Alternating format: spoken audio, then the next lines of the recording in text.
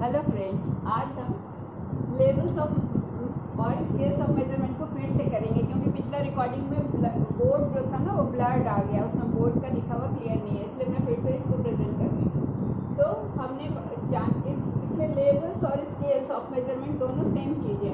इसे हिंदी में मापन का स्तर कहते हैं। ये बहुत ही इम्पॉर्टेंट है, स्टैटिस्टिक्स के पेपर में भी है, एजुकेशन के, और फर्स्ट पेपर में भी कभी कभी स्केल से क्वेश्चन पूछता है, नॉमिनल स्केल है कि ऑर्डिनल स्केल है, इस तरह के क्वेश्चंस आते हैं।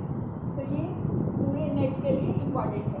तो सबसे पहले हम जानें कि डेटा क्या होता है और कितने तरह का होता है। डेटा होता है जो हम कलेक्ट करते हैं, आंकड़ा जिसको कहते हैं, ये क्वान्टिटेटिव होता है और क्वालिटेटिव, दो तरह का होता है। तो एक न्यूमेरिकल डेटा होता है और एक डेटा जो होता है वो न्यूमेरिकल नहीं होता, तो उसकी हम रैंकिंग करते हैं, उसको हम आगे पढ़ेंगे। तो उसके पहले हम जानें कि वेरिएबल क्या होता है। वेरिएबल को हम चर कहते हैं। चर जो होता है, चर का मतलब होता है परिवर्तनशील, जो चेंज होता रहता है।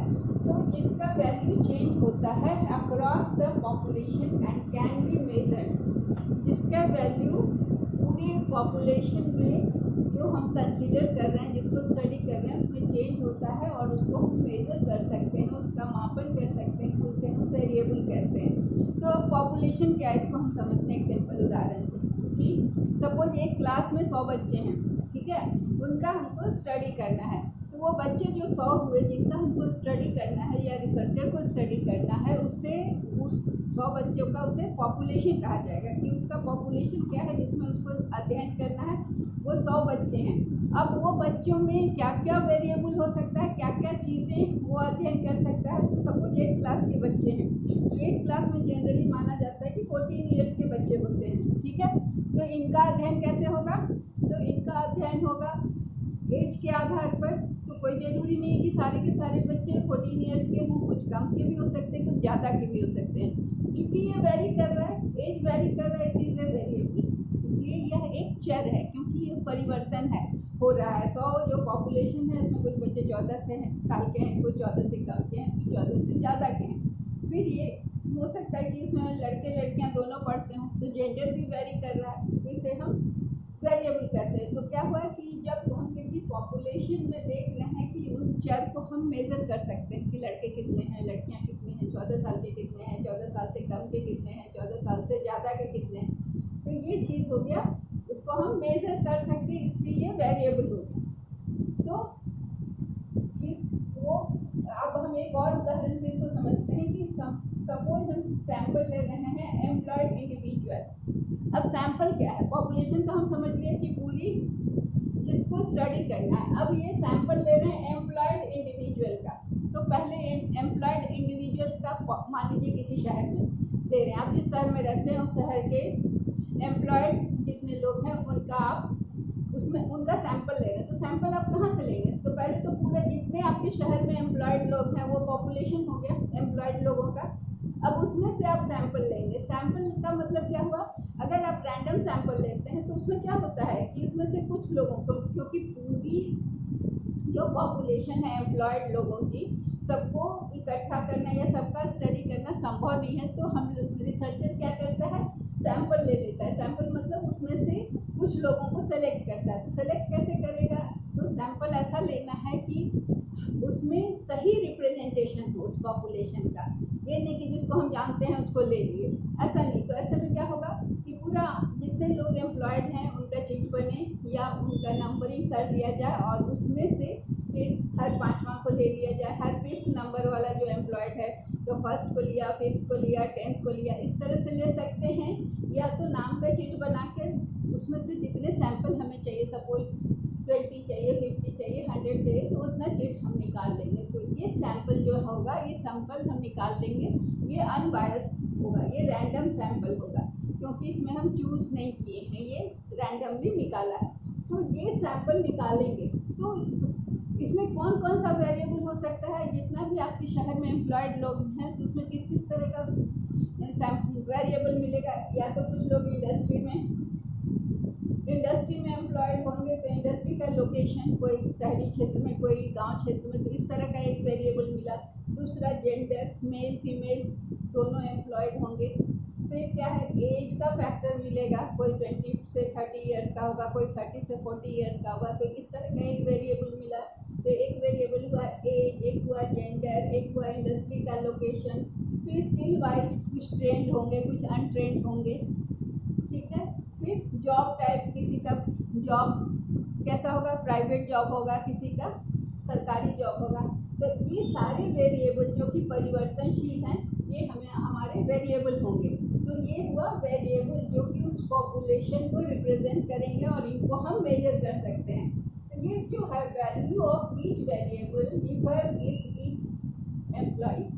हर एम्प्लॉय का जब हम मेजरमेंट करेंगे तो ये जो है वेरिएबल, ये सबका एक जैसा नहीं होगा। किसी का जेंडर अलग होगा, किसी का एज अलग होगा, किसी का स्किल अलग होगा, किसी का जॉब टाइप अलग होगा।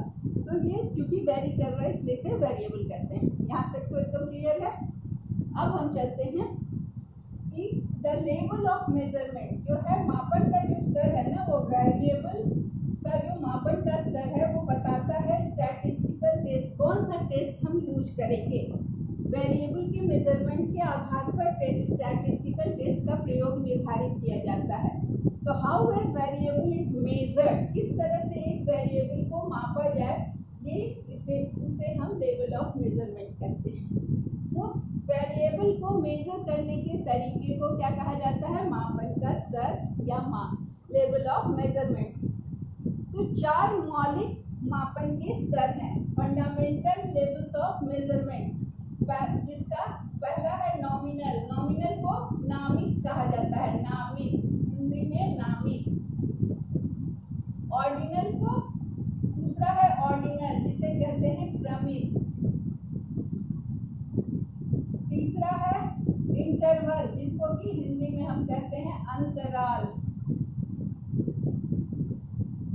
ये मेजरमेंट का तरीका है। और चौथा है रेशियो, जिसको हम आनुपातिक कहते हैं, आनुपातिक मापन। ये सारे 4 तरह के मापन हुए, नामित, क्रमित, अंतराल और आनुपातिक, nominal, ordinal, interval and ratio, ठीक है। ये जो स्केल हैं मापन के, वो क्या करते हैं, use to capture data in the forms of survey, क्वेश्चनायर्स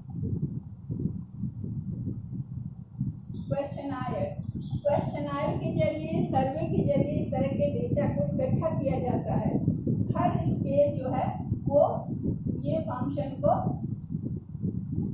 जो है ना, हर स्केल जो है वो पहले वाले स्केल के फंक्शन को पूरा करता है। जैसे ऑर्डिनल स्केल है तो उसमें नॉमिनल स्केल का फंक्शन होगा, इंटरवल स्केल है उसमें ऑर्डिनल स्केल का होगा, और रेशियो स्केल में तीनों का होगा।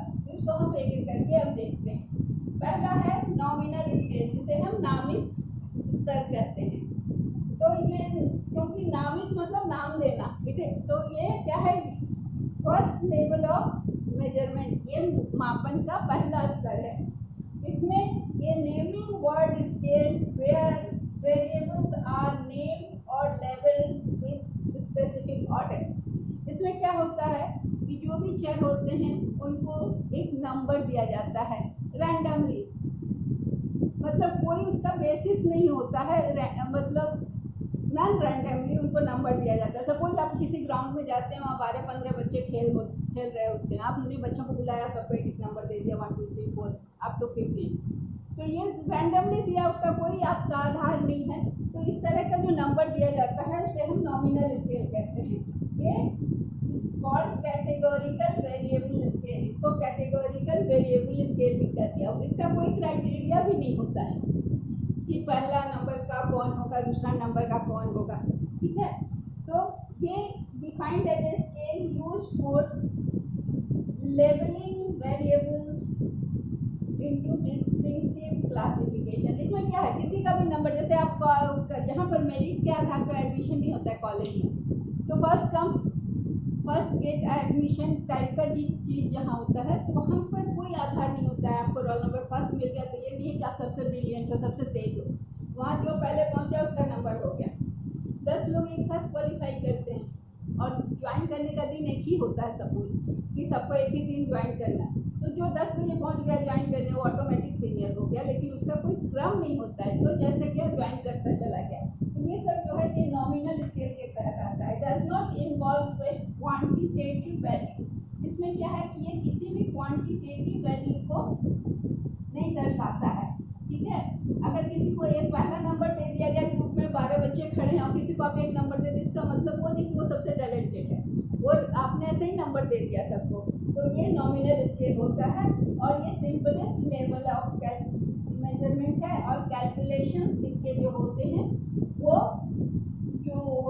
फ्यूटाइल होते हैं, उसका कोई महत्व नहीं होता, वो कोई आपको रिजल्ट नहीं देता, कोई साइंटिफिक महत्व नहीं होता उसका। जैसे कि कस्टमर का सर्वे किया जाता है कि किस स्मार्टफोन को आप प्रेफर करते हैं, ये किसी कस्टमर को जाके ऐसे ही घूम गए एक फ्लैट में सबसे पूछ लिया, तो कोई किसी ने बोला कि मतलब वो बता रहा है कि किस किस फ़ोन को वो प्रेफर करता है, तो वो बोलेगा एप्पल को बहुत प्रेफर करता है, कोई बोलेगा सैमसंग को, कोई वन प्लस को। तो इस तरह से वो क्या होता है कि डेटा कलेक्ट किया जाता है और ये डेटा से क्या पता चलता है कि कौन सा ब्रांड लोग ज़्यादा, जैसे 15 फ्लैट में अगर पूछा गया तो 15 फ्लैट से पता चला कि 13 फ्लैट में लोग एप्पल फ़ोन को ज़्यादा पसंद कर रहे हैं। तो बस इतना ही पता चलता है इस नॉमिनल स्केल से, इससे कोई ऐसा वैल्यू नहीं होता। और इसमें जब हम नॉमिनल स्केल का सर्वे करने जाते हैं तो हम दो तरह का क्वेश्चन बनाते हैं, पूछते हैं। एक तो होता है ओपन एंडेड, जिसमें कि आप फ्री हैं, जो भी आंसर चाहें दे सकते हैं, ओपन एंडेड में आपको फ्रीडम होता है आंसर देने का। और दूसरा होता है MCQ, मल्टीपल चॉइस क्वेश्चंस पूछे जाते हैं जिसमें आपको आंसर उसमें से चुन के देना होता है। तो ये हो गया आपका this scale fundamental research scale है। इसका महत्व केवल जैसे किसी भी शहर का पिन कोड जो होता है, वो पिन कोड का कोई मतलब बेस वैसा नहीं होता, बस ऐसे ही उसमें नंबर्स दे दिए गए लोकेशन को जानने के लिए, बाद में उसको क्या कर दिया जाता है, एरिया से जोड़ दिया जाता है। तो उसका कोई साइंटिफिक बेसिस नहीं होता है नंबर देने का। दूसरा है ऑर्डिनल स्केल, जिसको हम क्रमित स्केल कहते हैं। क्रमित स्केल का मतलब है ऑर्डरिंग। जैसे आप किसी चीज़ को पसंद करते हैं तो या चॉइस अपना बताते हैं, तो that is called ordinal scale. ये सेकेंड लेवल ऑफ मेजरमेंट कहलाता है इसे, ठीक है। इसमें क्या है, यहाँ वेरिएबल का मेजरमेंट जो होता है, स्केल जो यूज होता है उसमें क्या करता है कि ऑर्डर ऑफ वेरिएबल बताता है, ये चर का ऑर्डर बताता है, डिफरेंस नहीं बताता है, ठीक है। तो इसमें किस किस तरह का ये नॉन मैथमेटिकल होता है। नॉन मैथमेटिकल मतलब इसमें हम नंबर नहीं दे सकते हैं, कोई नंबर वैल्यू नहीं दे सकते हैं। इसमें फ्रीक्वेंसी, हैप्पीनेस को आप क्या बता सकते हैं, ज़्यादा खुश हूँ, कम खुश हूँ, ठीक हूँ, बहुत खुश नहीं हूँ या बहुत खुश हूँ। तो ये क्या आप इसको नंबर में बता सकते हैं, बहुत खुश हूँ तो कितना काउंटिंग में आएगा, या कम खुश हूँ तो काउंटिंग में कितना आएगा, नहीं बता सकते ना। उसी तरह पेन, बहुत तकलीफ में हूँ, कितना तकलीफ, अभी कम है, अभी ज़्यादा, इस तरह से हम बताते हैं। तो ये तो नहीं बोलते हैं कि अभी 100 तकलीफ है, फिर अब 40 हो गया, फिर 60 हो गया, इस तरह का तकलीफ हम नहीं बताते हैं। तो ये जो ऑर्डिनल स्केल है इसमें हम रैंकिंग करते हैं, ठीक है। रैंकिंग मतलब पहला अभी ज़्यादा था फिर कम हुआ, इस तरह की रैंकिंग, ज़्यादा कम की रैंकिंग होती है। इसमें नंबर्स हम क्वांटिफाई नहीं कर पाते हैं, इसको हम संख्या से नहीं बता सकते, क्योंकि ये नॉन मैथमेटिकल है, ये फीलिंग्स को बताता है, ठीक है। ये मेंटेन करता है डिस्क्रिप्शन ऑफ क्वालिटीज, ये क्वालिटीज का डिस्क्रिप्शन को बताता है, गुणों को बताता है। गुणों को हम संख्या में नहीं माप सकते। With an intrinsic order of distance between the variable can not be calculated, क्योंकि ये जो है ना, कम ज़्यादा बहुत, ये सब इंट्रिंसिक है, ये अंदर का मन के अंदर या आपके अंदर की फीलिंग है, जिसको आप संख्या में अभिव्यक्त नहीं कर सकते हैं। तो ये वेरिएबल के बीच में जो डिस्टेंस है कि बहुत खुश हूँ, नहीं ठीक हूँ, तो इन दोनों के बीच में क्या डिस्टेंस है, कितना ना, किस तरह से हम इसको कैलकुलेट कर सकते हैं, ऐसा कोई बेस नहीं है। तो इसे हम ऑर्डिनल स्केल कहते हैं। इसका क्या है कि रिलेटिव पोजीशन है, यानी कल से आज अच्छा हूँ, तो रिलेट कर रहे हैं कि कल की स्थिति जो मेरी थी वो खराब थी, उससे आज मैं बेटर हूँ। But again we are not able to quantify, हम इसको संख्यात्मक रूप में व्यक्त नहीं कर सकते हैं। और variable origin of this scale is absent due to which there is no true zero। यहाँ पर इसका ओरिजिन कहाँ से हुआ ये हम नहीं बता सकते। जब ओरिजिन पॉइंट पता होगा तभी तो हम जीरो भी बता सकते हैं। तो ये जो ऑर्डिनल स्केल है जिसमें हम अपनी भावनाओं को बताते हैं, खुशियाँ या नॉन मैथमेटिकल चीज़ को, तो चूंकि इसकी शुरुआत नहीं पता है इसलिए इसमें सही जीरो जो है शून्य का अभाव होता है। ट्रू जीरो इसमें नहीं होता है कि कब हम एकदम मतलब कोई भावना नहीं थी, इस टाइप की चीज़ नहीं होती है। या तो खुश होते हैं, दुखी होते हैं, कुछ ना कुछ होते हैं। जीरो वाला सिचुएशन नहीं होता है। इसको देखिए, ये हमको सीखना नहीं है, केवल नाम जान जाइए कि इसको ऑर्डिनल स्केल को कैसे मापा जाता है। क्योंकि हम संख्या में नहीं माप सकते तो इसको मैन विटनी ओ टेस्ट या क्रोस्कल वालिस एच टेस्ट के द्वारा एनालाइज कर सकते हैं इसके डेटा को। एग्जैक्ट मेजरमेंट संभव नहीं है। जैसे किसी का स्टेटस वर्क प्लेस में क्या है, सब है ना। अब 7 लोग काम कर रहे हैं, ठीक है, जो जैसे ज्वाइन किया सीनियर जूनियर हो गया, लेकिन क्या स्टेटस एग्जैक्ट नहीं बता सकते। कितना सीनियर या किस रैंक पे हैं, फर्स्ट रैंक से, इस तरह की चीज़ नहीं होती। टीम की जो रैंकिंग होती है, नंबर होती है, उसमें भी 11 प्लेयर्स हैं, सबका रैंकिंग दे दिया जाता है। आप देखेंगे जो पहले खेलने जाता है उसका भी 11 नंबर होता है, जो बाद में लास्ट में खेलना आता है हो सकता है कभी कभी उसका वर्ड। तो ये जो रैंकिंग होती है वो ये ऑर्डिनल स्केल होता है। Order of product quality, quality used to evaluate the relative feedback like how satisfied you are with your work और विथ दिस प्रोडक्ट। अगर किसी प्रोडक्ट से आप कितना सेटिस्फाइड हैं तो आप क्या लिखेंगे, संख्या में तो नहीं लिखेंगे। Satisfaction can not be express, तो आपकी संतुष्टि संख्या में अभिव्यक्त नहीं हो सकती, तो आप बोलेंगे बहुत सेटिस्फाइड हूँ, या बिल्कुल नहीं सेटिस्फाइड हूँ, या ठीक है न्यूट्रल हूँ। तो जो इसमें हम लोग इस तरह की चीज़ें यूज करते हैं, वे इस तरह का पूछते हैं। 5 ऑप्शन देके पूछेंगे, very satisfied, unsatisfied, neutral, satisfied या वेरी सेटिस्फाइड। इसमें आपको अपना स्टेटस बताना होता है। तो हम रिलेटिव फीडबैक के द्वारा इसको जानते हैं। अगला है इंटरवल स्केल, जिसको हम अंतराल स्केल कहते हैं। ये न्यूमेरिकल वैल्यूज डिस्टेंस और difference of variable are known. इसमें क्या है कि किसी भी चीज़ का संख्यात्मक वैल्यू पता चलता है, कितना डिस्टेंस है ये पता चलता है, कितना डिफरेंस है ये पता चलता है। मैं एक उदाहरण के लिए स्केल दिखा रही हूँ जिसको आप सब यूज करते हैं, ठीक है। तो यहाँ पर आप देखेंगे कि 1 और 2 के बीच में जो दूरी है वही 3 और 4 के बीच में भी दूरी है। अगर आप मेजर करेंगे तो दोनों इक्वल डिस्टेंस है। 1 और 2 के बीच जो है वो 3 और 4 के बीच में है। और अगर अंतर भी करेंगे तो हम 1 दोनों मतलब इस स्केल में 1 से 3 लेंगे और 2 से 4 ले, 1 से 3 और 4 से 5 लेंगे तो दोनों का अंतर पता चलेगा कि 1 to 3 में ज़्यादा स्पेस ले रहे हैं और 4 to 5 में कम स्पेस। तो हम इसमें डिस्टेंस और डिफरेंस दोनों पता कर सकते हैं। यहाँ जो वेरिएबल्स होते हैं, जो चर होते हैं, वो कांस्टेंट होते हैं, फेमिलियर होते हैं और computed. Difference are classified through this scale. इसमें क्या है कि इस स्केल के द्वारा क्या कांस्टेंट वैल्यू है, क्या डिफरेंस है और क्या कंप्यूटेड वैल्यू आ रहा है या क्या डिफरेंस हम कैलकुलेट कर रहे हैं ये पता चलता है। Interval indicates the distance between 2 entities. 2 entities के बीच वो डिस्टेंस बता रहा है। जैसे ये 1 है और ये 8 है, इसके बीच का डिस्टेंस हम जान सकते हैं 1 to 8 के बीच। तो ये इंटरवल स्केल है, ठीक है। ये effective in statistical analysis of, इसलिए मीन मीडियन मोड के कैलकुलेशन में काम आता है, क्योंकि वहाँ पर क्या होता है, क्लास डिफरेंस होता है, इंटरवल होता है ना, 0 से 10, 10 से 20, 20 से 30। जब हम कैलकुलेट करते हैं तो वहाँ पर इसका काम होता है, तो वहाँ हम इंटरवल स्केल का यूज करते हैं। There is no true zero, इसमें कोई भी जीरो नहीं होता इस स्केल में। क्यों? अगर हम टेम्परेचर नापते हैं तो 0 डिग्री टेम्परेचर होता है, नहीं होता है। ट्रू 0 डिग्री का मतलब थोड़ी होता है, 0 से फिर नीचे भी तो जाता है। तो 0 is not and point here, यहाँ इसलिए ट्रू 0 नहीं है कि उसके बाद कुछ नहीं होगा। 0 मीन्स अब खत्म। उसमें क्या होता है फिर -10 डिग्री टेम्परेचर होता है, -14 डिग्री टेम्परेचर होता है।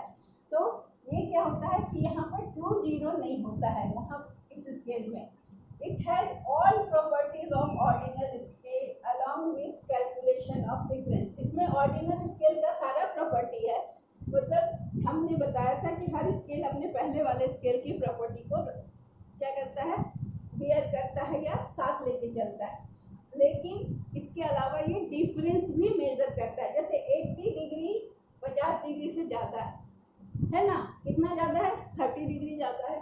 तो ये डिफरेंस सिमिलर हो सकता है ना 70 डिग्री और 40 डिग्री के बीच में, दोनों में भी 30 का अंतर है। तो हम क्या कर सकते हैं कि जो अंतर 80 डिग्री और 50 डिग्री में है वो अंतर किसके बराबर है, 70 डिग्री और 40 डिग्री के अंतर के बराबर में। ये चीज़ इंटरवल स्केल में पाया जाता है। इसको मापने का तरीका है लिकर्ट स्केल और सेमांटिक डिफरेंस स्केल, जहाँ पर हम क्या चीज़ के द्वारा इस डिफरेंस को प्राप्त कर सकते हैं, तो क्वेश्चनायर या सर्वे के द्वारा। अगला है रेशियो स्केल, आनुपातिक स्केल। ठीक है, यहाँ पर जो चर का मेजरमेंट होता है वो वेरिएबल मेजरमेंट स्केल है। ये क्या बताता है कि produces the order of variable and also makes difference between variable। ये वेरिएबल का ऑर्डर बताता है कि किस तरह से वेरिएबल में अंतर है या क्या ऑर्डर में ये वेरिएबल मूव कर रहा है और उसमें क्या अंतर है। ये कैसे कैलकुलेट होता है, ये इस तरह से कि यहाँ वेरिएबल का जीरो होने का ऑप्शन है, यहाँ पर यहाँ ट्रू जीरो होता है, ये जीरो हो सकता है। जैसे कि जहाँ पर वो वेरिएबल का टोटल एब्सेंस हो। ठीक है, जैसे लेंथ, हम किसी चीज़ का लेंथ ले रहे हैं तो हो सकता है किसी चीज़ में एकदम लेंथ ना हो, जीरो लेंथ हो सकता है किसी चीज़ का। ठीक है, तो वहाँ पर उसका ये यहाँ जीरो का ऑप्शन है लेंथ में। फिर ये it does everything what above 3 scales. ये जो ऑर्डिनल, इंटरवल और नॉमिनल स्केल जो कर सकते हैं, ये तीनों चीज़ कर सकता है रेशियो स्केल में। ठीक है, और इसमें क्या है कि can also establish the value of absolute zero. तो जीरो डिग्री क्या बताता है, वैल्यू बताता है ना कि 0 डिग्री में क्या होता है, 0 डिग्री टेम्परेचर में क्या होता है, हॉट होता है या कोल्ड होता है, ये बताता है। तो मतलब यहाँ पर 0 डिग्री का एग्जिस्टेंस होता है। इसका उदाहरण है weight, height, it can not have negative value. ठीक है, इसका वैल्यू नेगेटिव नहीं हो सकता है। इसकी खासियत क्या है कि इसमें नेगेटिव वैल्यू नहीं होता है। कैसे, किसी का वेट नेगेटिव नहीं हो सकता है, कुछ ना कुछ तो वेट होगा, वो नेगेटिव वेट नहीं हो सकता क्योंकि there is no standard weight. Height कितना भी कम हो वो नेगेटिव हाइट नहीं कहलाता है ना। तो इसका वैल्यू नेगेटिव नहीं हो सकता है। ये क्वांटिटेटिव एनालिसिस टेक्निक में यूज होता है। तो इसका यूज कहाँ होता है, शॉर्ट एनालिसिस में। एक चीज़ और बता दें, शॉर्ट एनालिसिस पे क्वेश्चन आता है। शॉर्ट का फुल फॉर्म होता है S is strength, W is weakness, O is opportunity and T is threat. तो स्ट्रेंथ क्या है, मान लीजिए शॉर्ट एनालिसिस किसका होता है, किसी भी संस्था का होता है, आपके कॉलेज का हो सकता है, आपके स्कूल का हो सकता है। तो उसमें स्ट्रेंथ में क्या देखना है कि स्कूल का स्ट्रेंथ क्या है। तो स्कूल का स्ट्रेंथ पहले देखेंगे कि लोकेशन कैसा है, किस जगह पर है, सब लोग पहुंच सकते हैं कि नहीं आसानी से, स्कूल का स्ट्रेंथ है। स्कूल का फीस स्ट्रक्चर, कम है फीस तो लोगों को ज़्यादा लोग वहाँ आएंगे, तो वो स्कूल का स्ट्रेंथ होगा। टीचर्स क्वालिफाइड हैं कि नहीं, तो ये भी स्कूल का स्ट्रेंथ होगा। ठीक है, वीकनेस क्या हो सकता है स्कूल का वीकनेस भी हम देख सकते हैं कि कम टीचर हैं, कंप्यूटर लैब नहीं है, साइंस लैब नहीं, ये सारी चीज़ें वीकनेस हो सकती है। अपॉर्चुनिटी क्या है, अपॉर्चुनिटी है कि स्कूल ऐसे लोकेशन पर है कि जिसको हम और डेवलप कर सकते हैं। शहर में है तो हम मॉडर्न फैसिलिटीज़ ला सकते हैं, इंटरनेट की सुविधा दे सकते हैं, ये सब अपॉर्चुनिटी है। लाइट की सुविधा अच्छी है तो वहाँ पर हम सारे लैब को सुचारू रूप से चला सकते हैं। थ्रेट क्या है, थ्रेट ये हो सकता है कि ये स्कूल चूँकि बहुत शहरी इलाका में है तो कोई दूसरा स्कूल भी खुल सकता है, तो यहाँ के बच्चे वहाँ जा सकते हैं और लोग वहाँ प्रेफर कर सकते हैं, तो ये थ्रेट है। तो ये सारे चीज़ हो गया शॉर्ट एनालिसिस जो कि रेशियो स्केल के द्वारा होता है। अब हम चारों का साथ लेकर एक डेटा बनाए हैं कि इसमें क्या क्या खासियत है। तो ये नॉमिनल, ऑर्डिनल और इंटरवल एंड रेशियो स्केल। इसमें क्या होता है, मोड होता है। मोड हम जानते हैं कि बहुलक जिसको हिंदी में कहते हैं। तो नॉमिनल में भी मोड होता है क्योंकि highest number, most occurring number या हाईएस्ट नंबर मोड होता है ना। तो मोड होता है जब जैसे 12-15 बच्चे हैं, जिसका हाईएस्ट है वो मोड हो जाएगा। तो मोड चारों में होता है, नॉमिनल, ऑर्डिनल, इंटरवल और रेशियो में। मीडियन नॉमिनल स्केल में नहीं होता है, ऑर्डिनल में होता है, इंटरवल में होता है और रेशियो में होता है। मीन नॉमिनल में नहीं होता, ऑर्डिनल में नहीं होता, इंटरवल में और रेशियो स्केल में होता है।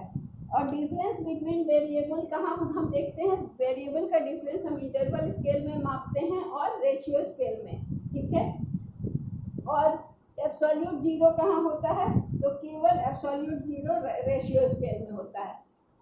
तो इस तरह से मैंने आज हिंदी में समझा दिया, वो वीडियो कल का इंग्लिश में भी है, तो ये आपके लिए उपयोगी होगा, आई थिंक सो।